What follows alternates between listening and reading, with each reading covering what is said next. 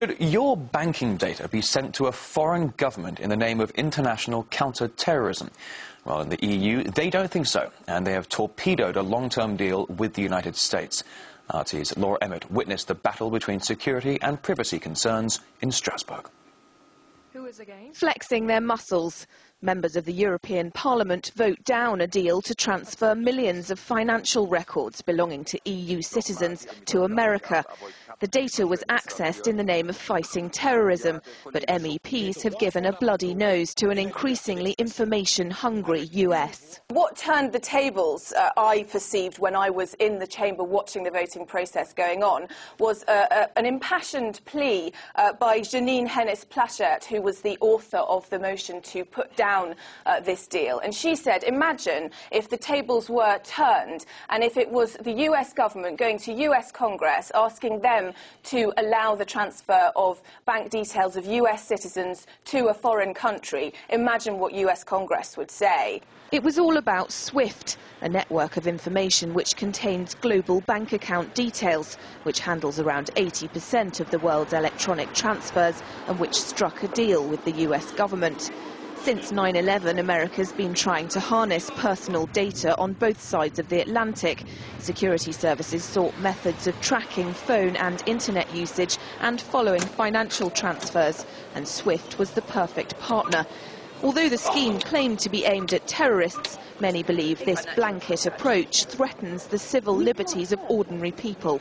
We feel that the privacy safeguards in it are too weak, and it would not give the kind of civil liberties guarantees that European citizens would expect. We're really also fighting for the future of data sharing and data protection in international transfers of personal information that's going to be used for security and law enforcement purposes. MEPs stood firm in defending their fellow Europeans' liberties, voting against the deal by an overwhelming majority. Under the terms of the Lisbon Treaty, which came into force last December, EU parliamentarians now have a say in cross-border agreements. The official deal on SWIFT was signed the very day before the Lisbon Treaty started. That outraged MEPs, who viewed the move as a deliberate attempt to bypass scrutiny. It's a fight between the authorities and the governments and the parliaments. And the parliaments here say, we want, during the last years, we had a security cooperation which doesn't have really a debate about the safeguards for fundamental rights of citizens. And so we, and also some members of Congress in the US want a debate about the fundamental principles of protecting citizens' rights.